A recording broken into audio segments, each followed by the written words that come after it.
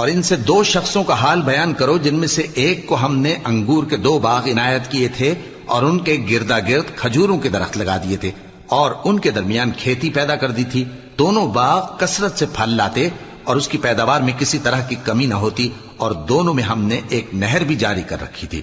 اور اس طرح اس شخص کو ان کی پیداوار ملتی رہتی تھی. تو ایک دن جبکہ وہ اپنے دوست سے باتیں کر رہا تھا، کہنے لگا کہ میں تم سے مال و دولت میں بھی زیادہ ہوں اور جتھے اور جماعت کے لحاظ سے بھی زیادہ عزت والا ہوں.